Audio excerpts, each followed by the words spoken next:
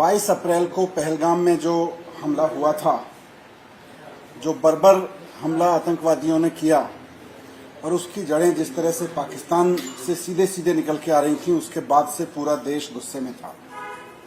उसके बाद भारत की सेना ने 7 मई को जो ऑपरेशन सिंदूर को सफलतापूर्वक चला के आतंकवादियों के अड्डे तबाह किए, उससे पूरा देश एक गरिमा में सुकून महसूस कर रहा था। और उसके बाद जो कुछ भी हुआ, 8 मई, 9 मई, 10 मई, 11 मई, भारतीय सेना लगातार पाकिस्तान को मुंह तोड़ जवाब दे रही थी, उनके हथियारों को नष्ट कर रही थी हवा में और जमीन में। भारतीय सेना और पूरा भारत बहुत एडवांस स्टेज पे था। हम सब लोग, सभी राजनीतिक पार्टियों के लोग, पूरा देश सरकार के साथ खड़ा था। अचानक सीज फायर की घोषणा हुई। उस वक्त पूरे देश के मन में कई सवाल उठे। पूरे देश के मन में तब से लेके अब तक बहुत सारे सवाल घूमर रहे हैं। कल शाम प्रधानमंत्री जी ने जब देश के नाम संबोधन किया तो पूरे देश को उम्मीद थी कि अचानक हुए सीज फायर को लेके देश के मन में जो सवाल है, प्रधानमंत्री जी उनके जवाब देंगे। सबको लग रहा था कि कुछ ऐसी परिस्थितियां, कुछ ऐसी चीजें होंगी जिससे पूरे देश के मन में इस पूरी कार्रवाई को अचानक रोक देने की प्रति और ऊपर से जो डेवलपमेंट हुए उनके प्रति जो सवाल उपज रहे हैं, घुमड़ रहे हैं, उनका जवाब प्रधानमंत्री जी के भाषण में मिलेगा। प्रधानमंत्री जी ने कल अपने भाषण में 2 चीजें इंपॉर्टेंट कही। मेरे पास उनके भाषण की ट्रांसक्रिप्शन है। प्रधानमंत्री जी ने कहा कि भारत की आक्रामक कार्रवाई के बाद पाकिस्तान बचने के रास्ते खोजने लगा था। ये बहुत बड़ी चीज है। पाकिस्तान एक टेररिस्ट स्टेट है और पाकिस्तान टेररिस्ट हमले करवाता रहा है, उसको जवाब देना जरूरी था। पूरा देश जब जवाब आप दे रहे थे, जब भारत की सेना जवाब दे रही थी, तो पूरा देश दिल से साथ खड़ा था और दुआएं कर रहा था। लेकिन प्रधानमंत्री जी कहते हैं कि भारत की आक्रामक कार्रवाई के बाद पाकिस्तान बचने के रास्ते खोजने लगा।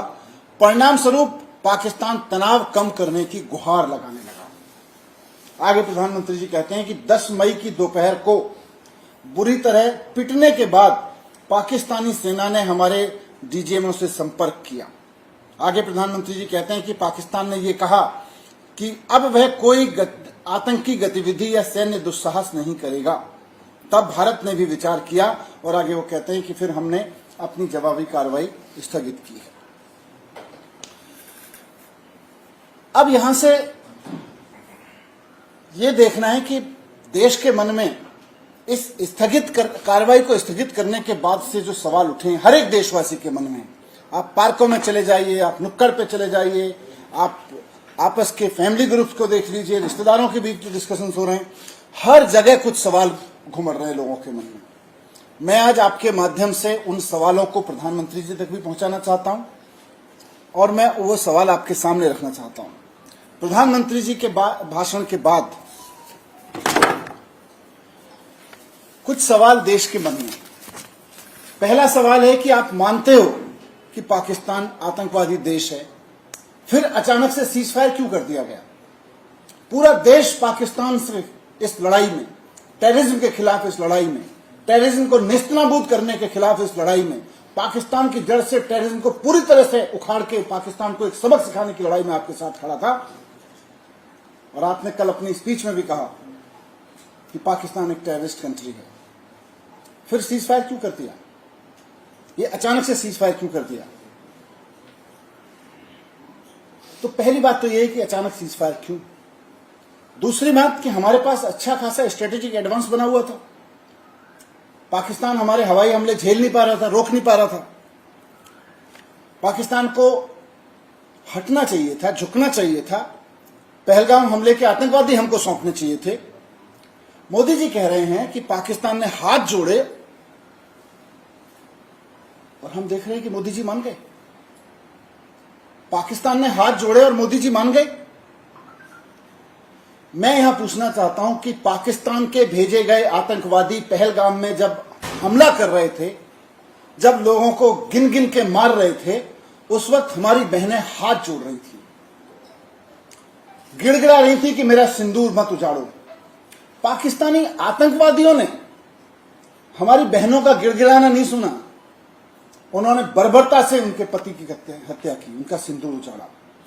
और मोदी जी कह रहे हैं कि हम बहुत स्ट्रेटेजिक एडवांस में होने के बावजूद, और सारा देश जानता है कि हमने पाकिस्तान को दांत खट्टे कर रखे थे, इतने स्ट्रेटेजिक एडवांस होने के बावजूद मोदी जी कल अपने भाषण में देश को बता रहे हैं कि पाकिस्तान ने आके हाथ जोड़े और मैं मान गया। कैसे मान गए मोदी जी? आतंकवादी तो नहीं माने थे। पाकिस्तान के भेजे हुए आतंकवादी हमारी महिलाओं का सिंदूर उजाड़ने में नहीं माने, और आप पाकिस्तान के एक बार हाथ जोड़ने पे मान गए। कैसे मान गए मोदी जी? वो नहीं माने थे तो। दूसरा सवाल हमारा ये है, जनता के मन में उमड़ रहा है। और तीसरा सवाल, अगर पाकिस्तान ने युद्ध रोकने के लिए हाथ जोड़े ही थे तो उनके प्रधानमंत्री को बुला के आपने लिखित समझौता क्यों नहीं कराया, जैसा 1971 में कराया गया था? आपने कल देश को बताया अपने भाषण में कि पाकिस्तान हाथ जोड़ रहा था। ये भारतीय सेना की कामयाबी है, ये बहादुरी की कामयाबी है। तो अगर पाकिस्तान हाथ जोड़ रहा था तो फिर उनके प्रधानमंत्री को बुला के लिखित समझौता क्यों नहीं कराया गया? और जैसा कि आप कह भी रहे हैं अपने भाषण में, आपने कहा है कि पाकिस्तान ने यह कहा कि अब कोई आतंकवादी गतिविधि या सैन्य दुस्साहस नहीं करेगा। पाकिस्तान ने हाथ जोड़े और आप मान गए। 1971 में इस देश में नजीर है इस बात की कि किसी के हाथ जोड़ने से यह देश नहीं मानता रहा है। प्रधानमंत्री को बुला के लिखित समझौता करवाया इस देश ने, और आज आप कह रहे हैं कि हम मान गए। तो लिखित समझौता क्यों नहीं कराया गया उनके प्रधानमंत्री को बुला के? दूसरा एक सवाल हमारा यह भी है, और इसी से जुड़ा हुआ सवाल सब लोगों के मन में उमड़ रहा है। जो 22 अप्रैल से पूरे देश के मन में जो गुस्सा था कि पहलगाम के विक्टिम्स को न्याय मिलना चाहिए, आपके सीजफायर के बाद उन पहलगाम के विक्टिम्स को न्याय कैसे मिलेगा? और सिर्फ पहलगाम के 26 विक्टिम्स परिवार नहीं, पूरा देश उसमें शामिल है, और वो 21 परिवार भी शामिल हैं जिनके परिवार के लोग इस कार्रवाई में और उजड़े, पुंछ में और बाकी दूसरी जगहों पे। उनको न्याय कैसे मिलेगा? पहलगाम के विक्टिम्स को न्याय कैसे मिलेगा? सवाल तो और भी हैं, लोगों के मन में घुमड़ रहे हैं, लेकिन सबसे महत्वपूर्ण 4 सवाल यही हैं कि अगर पाकिस्तान आतंकवादी देश है तो अचानक सीजफायर क्यों किया? जब हमारे पास स्ट्रेटेजिक एडवांस था तो पाकिस्तानी आतंकवादियों के सामने जब हमारी बहनों हाथ जोड़ रही थी, वो नहीं माने थे, तो आप उनके हाथ जोड़ने से कैसे मान गए? और अगर आप मान ही रहे थे और आपको यकीन हो गया था कि पाकिस्तानी अब आगे हरकत नहीं करेंगे, तो फिर उनके प्रधानमंत्री को बुला के लिखित समझौता क्यों नहीं कराया? और फिर इस पूरे सीजफायर से उन्होंने हाथ जोड़े और आप मान गए, इस सब से पहलगाम के विक्टिम्स को न्याय कैसे मिलेगा? सवाल और भी है देश के मन में।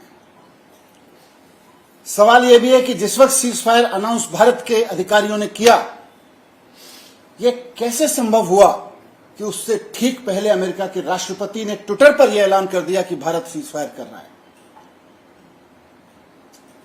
कैसे अमेरिका के राष्ट्रपति बार बार यह दावा कर रहे हैं कि उन्होंने भारत और पाकिस्तान के बीच सीजफायर कराया है? कैसे वो ये दावा कर रहे हैं कि मैंने व्यापार को रोकने की धमकी दी थी?